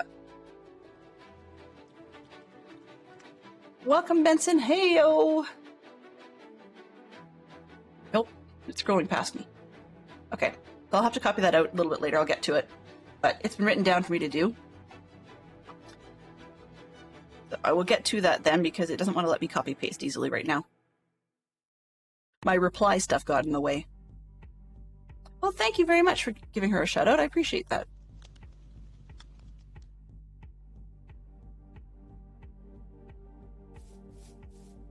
Alrighty.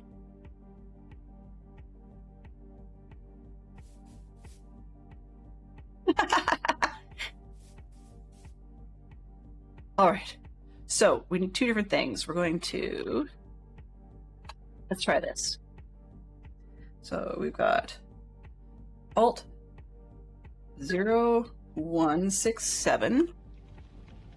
Nope, doesn't like me here. That's okay.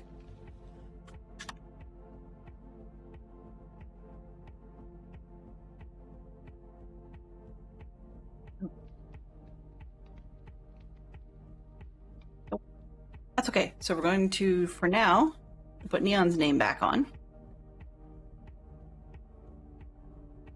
I'm going to play with it off screen just because apparently I'm not getting it right.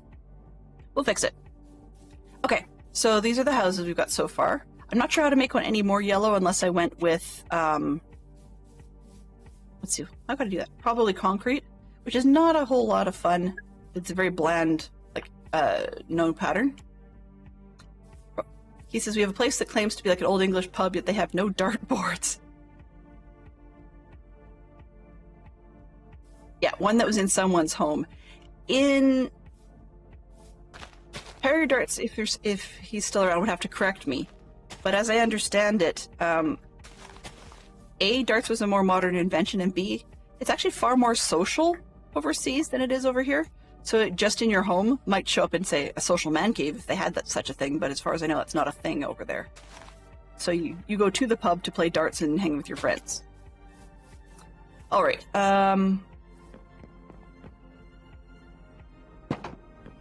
Actually, history of darts might be an interesting one to look up. Now that I'm here, what was I here for?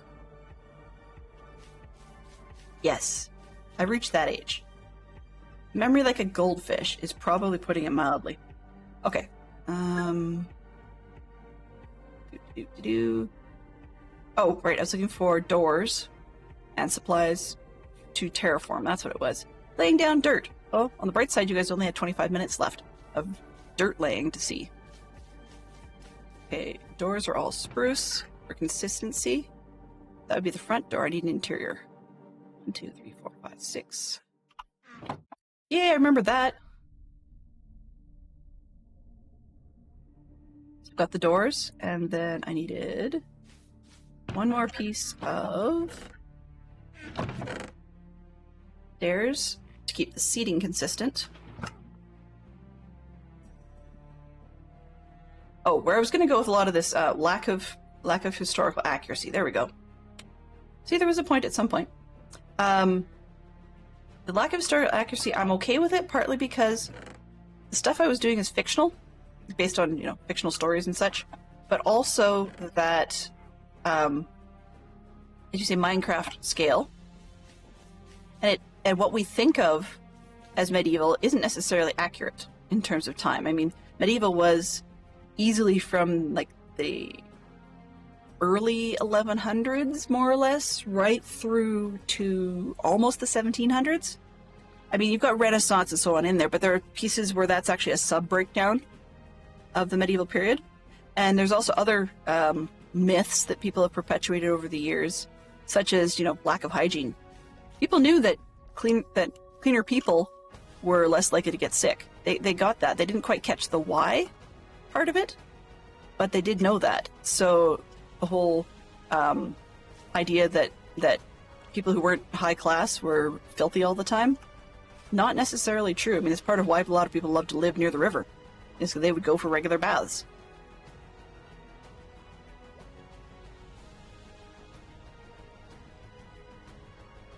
So, yeah, it's a popular style. I mean, it's funny because I was watching, a review of the Muppet Christmas Carol, and one of the problems with a lot of Christmas Carol movies, and I need more stone and more bricks. Where did I put those? Oh. Problem with a lot of the Christmas Carol movies is that they usually use an aesthetic of something that's more of a Tudor style, when the book itself was written in the 1840s. So if they're talking about London of that period, the Tudor style in a lot of it had actually gone out the window. And so it wasn't like that anymore. But yet, for some reason, these Christmas Carol depictions of Dickensian time all have, I shouldn't say all, but a lot of them have the Tudor style of housing in them, which is really odd. And anachronistic, I guess is probably the better way of putting it. Out of place and out of time. So this hill here is probably what we're going to try and aim for, I think, which means that we're going to need some more dirt. Now, we're probably going to run out of dirt, because I didn't bring a whole lot. That's, oops, about all I had. But on the map, this section to the west of where we are slowly building our village, I'm attempting, or will be attempting, to cut it down. There are caves and such underneath that we're going to run into. I'm not going to make it dead flat, but that's where we're going to start peeling our extra dirt from.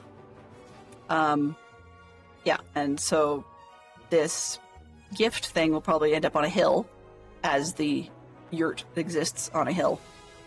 But we'll steal the dirt from there. So there will be a bunch of material gathering type streams, and part of that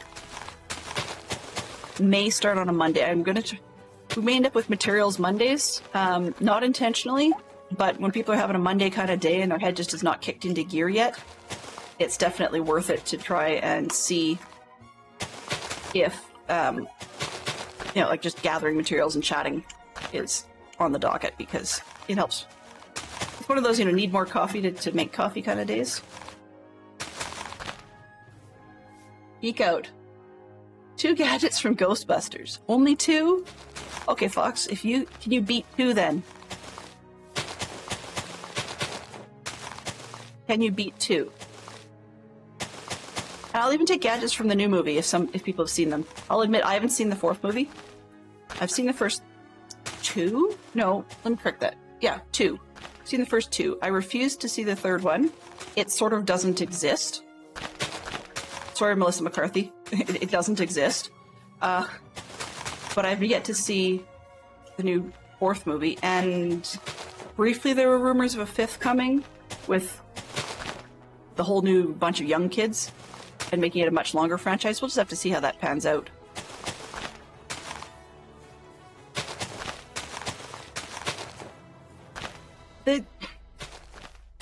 There was serious scope for I think in the Ghostbusters franchise to have more characters being or have them be women. Like, I didn't have a problem with it. I just didn't like the fact that they were virtually remaking the first movie or rewriting sort of the canon of Ghostbusters by redoing it with women. That's one of those genderist things that really bugs me. Oh, so we have a weird gap in here. Okay. Let's see, let's turn this on. Yeah. Figures. Yeah, that's not perfect, it'll help.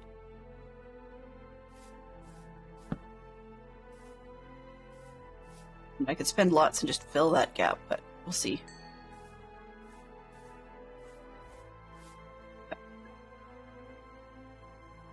Definitely, we had the proton pack and the ghost trap. And Fantastic Shock Fox and I were watching a video just recently about Adam Savage from Mythbusters. He's a huge Ghostbusters fan, I mean, along with everything else. And he was talking about one of his favorite devices of 2023 was actually his smoke machine that he uses inside his cosplay Ghostbusters trap. And he was showing how it worked and everything. It was pretty neat.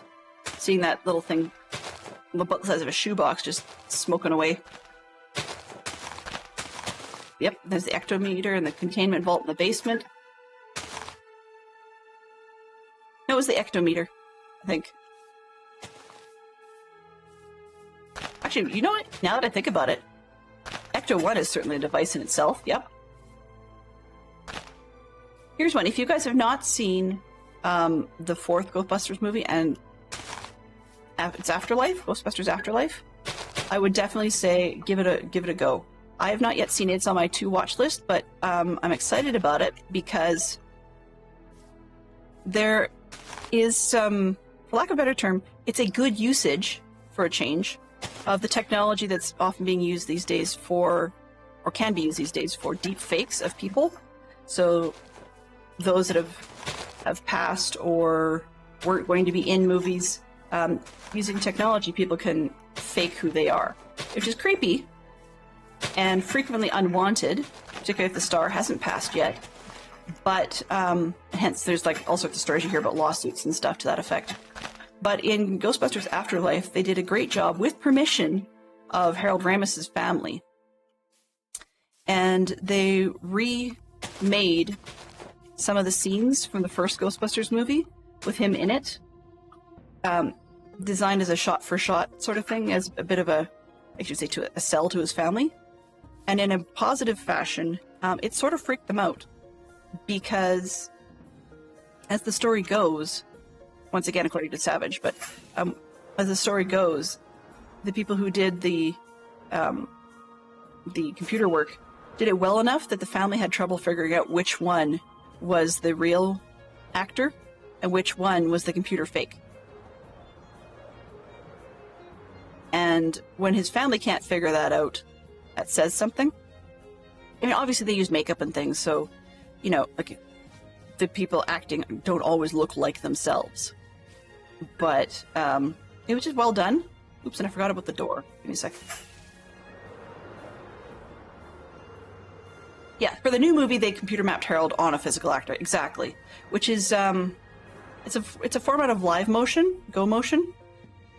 But they also, from what I understood, use the computers to put in some level of randomity in that how the actor moved or twitched, because if you just simply copy a real person's movements, they're not always as what do you call it, believable, because yeah, it's too perfect when you put the computer over top. There we go. And my bed. Out. Stairs. We'll pretend that you can sit in here. It's not real, but hey, we'll go with it. And yeah, so I'm looking forward to seeing it partly for that. That notion really impresses me. I'm a little concerned about the legal ramifications, but in the Afterlife case, it was definitely done completely above board. Okay, so what we're at a stage now where I need more dirt. We still have a good amount of the hill to sort of flatten out a little bit. So we're going to do, for the last 15 minutes or so, just go tear down some of the previous hill.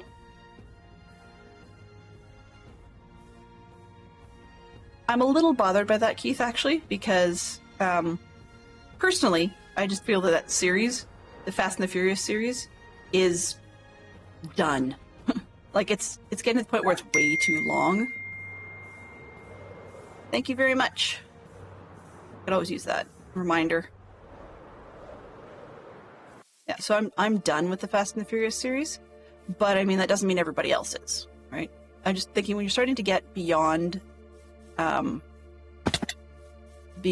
know, 3 or 4 parts or 5, you start getting towards like 8, 9, and 10. There's not much new, and Hollywood already has a problem where they're just not doing a great job of coming up with what new material. They seem to want to keep making a buck out of rehashing the same stuff over and over and over again. I mean, Marvel is a fantastic example of that. You know, and then there's Spider-Man and Batman, and they've all got problems with regards to the fact that there's not much new anymore. So that's part of why I have an issue with them doing that for the Fast and the Furious stuff, is that, yes, the guy may have passed, but I'm not really sure that this is the sort of thing that A, he would have wanted, and B, there's a point at which he would have said, hey, I'm retiring from the series, even if he had lived. And we don't know if that's, you know, would have been already. Well, exactly. And it's not even just rebooting. Sometimes when they reboot, they upend the origin stories again and again, and it's not even just updating it for the time. I mean, in terms of like, nuclear is not scary anymore, or radioactive isn't as scary as it used to be anymore. Whether it should be or not is debatable, but it's not as scary as it was anymore, so the fear-mongering concept needs an update. On the other hand, do we really need to have, you know, 9 or 10 different versions of it, and origin stories for some of the villains, like Green Lantern, we're getting cheesier and cheesier and cheesier. Not Green Lantern, sorry, Green Goblin, we're getting cheesier.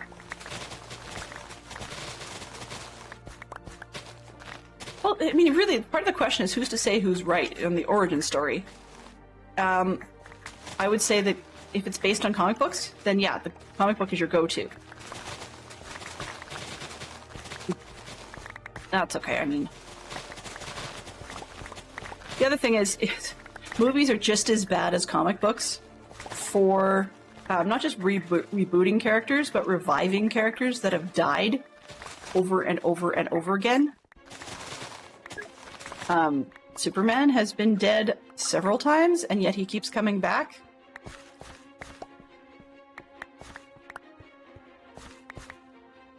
So, anyway. So I don't really feel that there's need to go into things like Fast and the Furious, you know, 10, 11, 12 movies deep, when they don't really need that much material in the first place.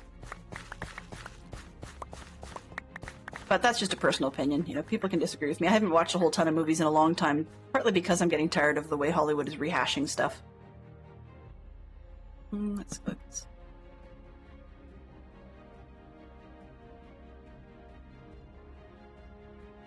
Well, Captain Marvel stayed dead in the comics, but unfortunately, Hollywood's not done with them yet. You know? So, I don't know. Now, I mean, one could argue that, like music, that some of the movies may be, what do you call it, a media transfer idea. But that works really well until you get companies like Disney in there who go and change just about everything they can, just about everything they want to. I mean, there's been situations at Disney, we were talking about just the other day, showed up a little bit on Dadcraft stream, we were talking about, where Disney directors decided, you know, I don't really like the original source material, so I'm going to have the writers write me something brand new, write me something different. But we're going to use the same characters because we bought them, and we'll do whatever we want with them. And that drives me nuts.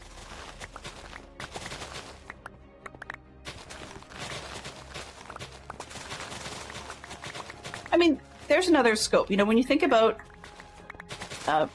Rodden correctly points out that that there were other Captain Marvels, just not the original. Exactly. And same sort of vein, you know, there's directions that people could go with individual stories. One of the things that a lot of people liked was sort of the semi-serial notion of comics.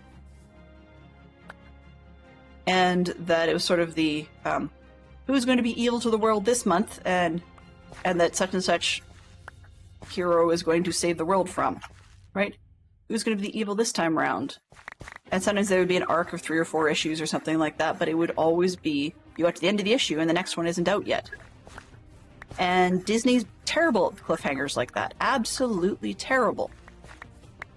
I mean, sometimes their cliffhangers are actually post-credit scenes. And you wonder who on earth came up with that idea the first time. Have a great day, Ross. Thank you very, very much for coming by. See you again soon. Yeah. But if you decide you want your own Bristol command or whatever, just drop me some info on what you'd like when you got time. Where am I here? So, you know, there's I go on tears and rants, but that's part of why I haven't watched a whole ton of movies, is because the quote-unquote blockbusters are quite less than. And I will admit, I'm not an action flick kind of person. I'm not a romance kind of person. I like the deeper stuff. So, say for example, I know it sounds cheesy, but I enjoyed the Downton Abbey original movie. That was a lot of fun. I'm a Maggie Smith fan, so I will watch just about anything she's in. Partly because she can get tired of a series and say, no, I'm not doing another one.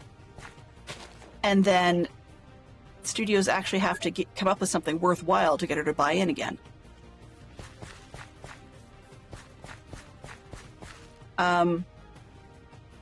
So, I mean, I guess we could say that Dell is picky. Dell is fussy. That said, no, actually, maybe there is no that said to it. Dell is picky and fussy. Sorry. That's the way it goes. So I don't watch a ton of movies, partly because, or I don't spend the time to watch movies, I guess is probably a better way of putting it. Let's put the doors back here. I don't need these at the moment. Guess I get, well, let's leave that. So in any case, yeah, we have just about 5 minutes left, a little bit more. And then we're going to head out. But, yeah, so I like watching a lot of old movies over and over again. But that's because I knew at the time they were new. Not new to me, just new. So some of my favorites, if one actually watches the Oscars from year to year, is the Oscar for Best Original Screenplay. I like those. And yet even those are lesser than they used to be, I guess. And one silly example in point where it was making money is the musical Mamma Mia, based off of Abbot songs, where they sort of came up with a story about it. Yeah, those do have body and a great story, usually. Exactly. The best original screenplays do. And, but a good example of a money grab, I guess, would be Mamma Mia, as a musical, was doing fairly well, so not... Oh, okay, so there must be a cave below me. Fun, fun.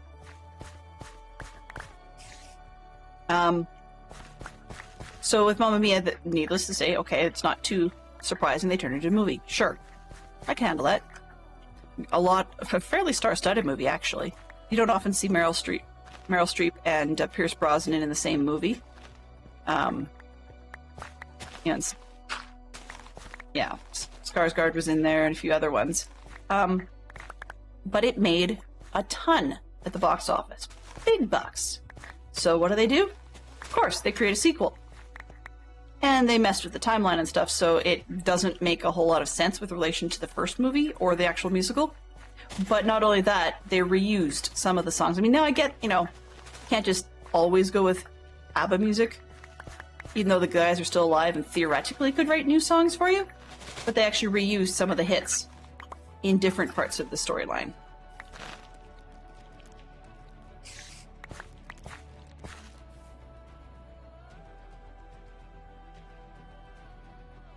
Alright, whatever. And I was a little bit disappointed by that, but it was purely a money grab. So, yeah. That's one that goes under the look too hard category. Yeah, well that's it. I mean, it's a love story, like a total classic love story. The main character doesn't know who is the father of her child, and the child is getting married and decides that the child is going to... child didn't realize that her mom didn't know who it was, so she steals her mom's diary, assuming the notes are going to be in there, but nope, it's not. There's 3 different people in there, so she invites all 3 of them to the wedding. And none of them know whether they could... she sort of implies they could all be her dad, or sort of tells them they could all be her dad. So she ends up with 3. And there's a bit of an in and out sort of thing, because they all think they are. And it eventually surfaces that her mom doesn't know who it was. And so you get a little bit of the backstory and who are they going to be. Oh.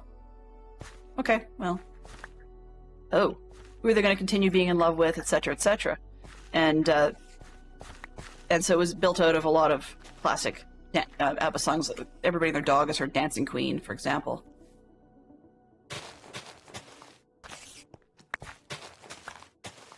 If you're gonna be a spider coming out of the dark, come up and be done with it.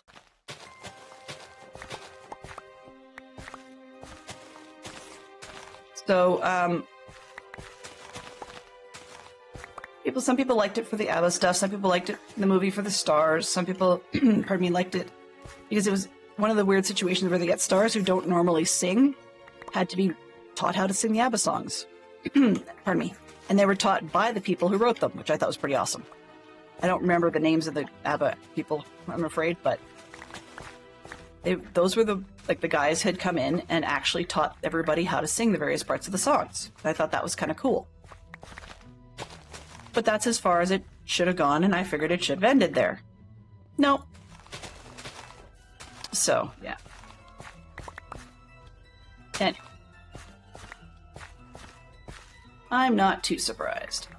But that's another one where, I mean, Broadway, for argument's sake, is doing the same thing. So I'm a huge fan of Broadway musicals. And sadly, they're doing the same thing, too. Like, just about every possible Disney flick is... I don't have to level this. Every possible Disney flick is becoming a Broadway musical, and it's kind of driving me crazy. They do other topics as well, but I'm just a little tired of the reliance on Disney movies. Yes, Hollywood definitely wants the money. That's really what it's all about, right? Are we level? Sort of. I'll take another layer off the other side. All right. Now, I don't know if Fantastic Sherlock Fox is in a meeting right now, but if they're not, then I'd like to start looking for people to raid. Because we are almost noon on the nose. Not in a meeting? Awesome. So we're looking for raid targets. So one more time just before I start raiding out. Starting, like, I will be back this evening at 7 p.m. Eastern, so 5 p.m. Mountain Time. But starting next week, that slot will no longer exist.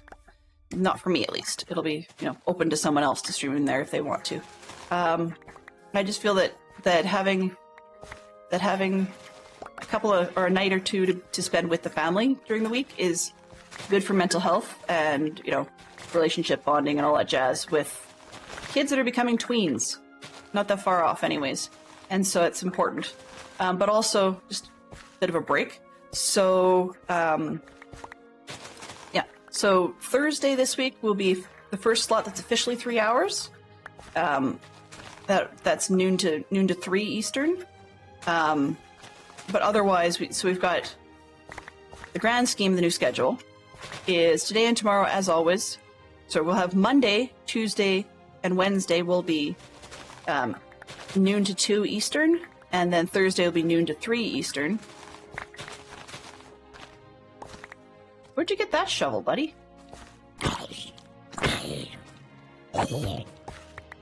Darn it. I could use that, but that's okay. But, noon to 3. Ah, gotcha.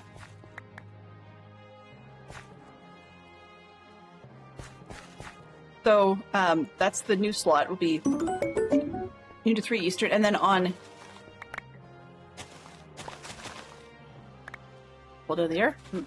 Sorry, I missed part of that chat, I'm afraid.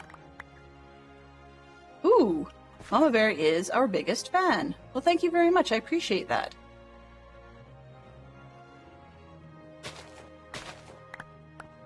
So anyway, where was I going with that? So this week we will have the evening streams, Tuesday and Wednesday, but next week they will no longer be in existence.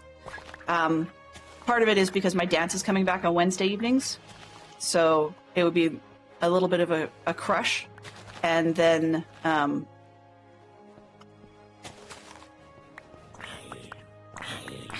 you're on fire. I don't need you. I don't need to have a DC moment. You can go away.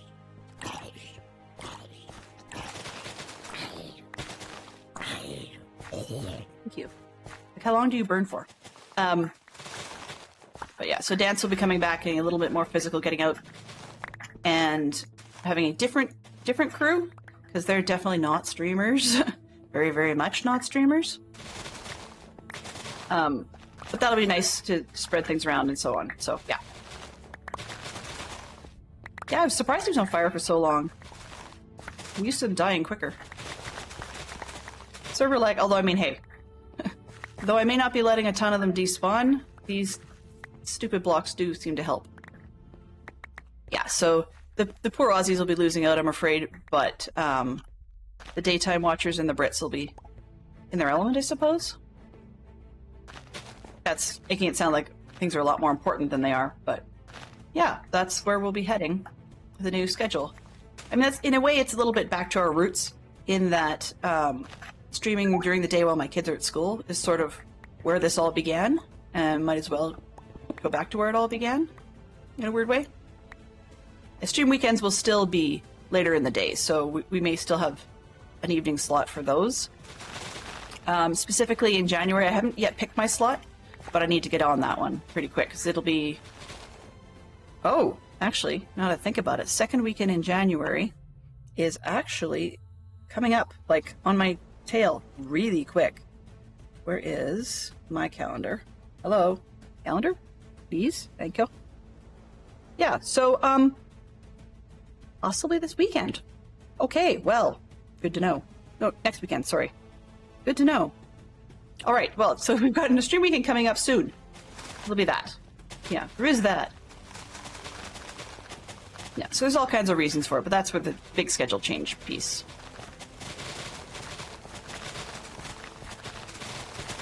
Part of it was also looking at the numbers, whereas I'm inconsistent in the evenings, not just numerically in terms of viewership, but inconsistent in terms of content, and that actually is reflected in the numbers. So I'm thinking to aim for a bit more consistency would probably be to our advantage. Oh, come on. This way? Whatever. I just can't win with these blocks. All right, we are about 5 after, so let's just see who we've got on the docket that's available for a lovely raid. Twitch.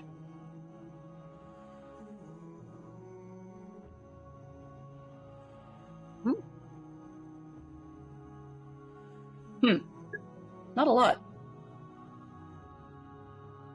Yeah, we got 2 or 3 that I can see, but not a whole ton of them.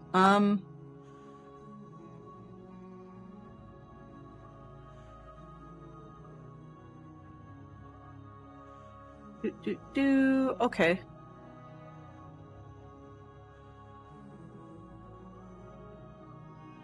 I think I'm going to dive into... It's about 2 hours. I'm trying to decide who I want to go to here, because there's a few different ones. They could probably use a bit of support, but their style is hit or miss. Let's go... We haven't been there for a while. Let's go over to Mama Melissa. She's doing 9 Lives, Season 2. So she's on that 9 Lives team.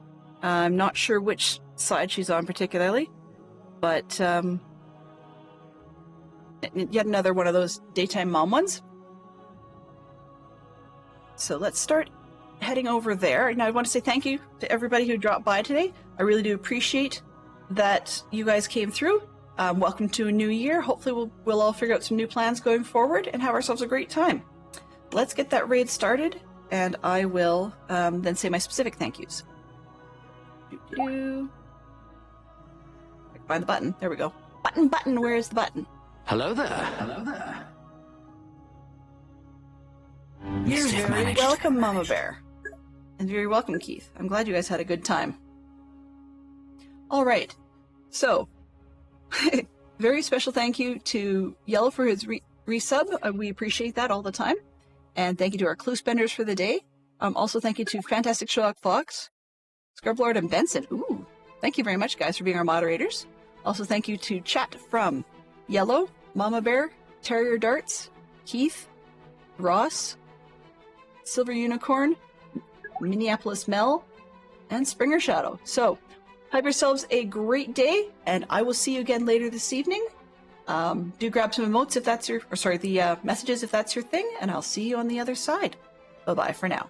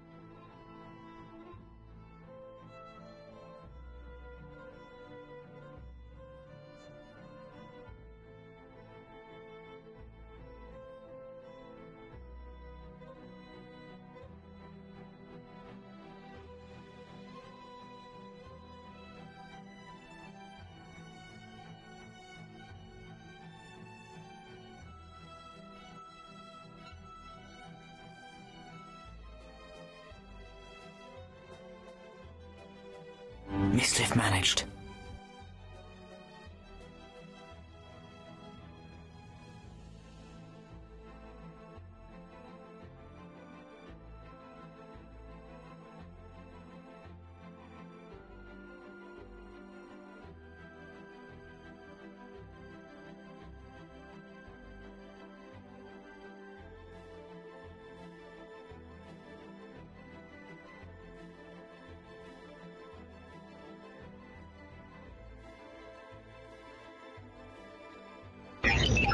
Transfer complete.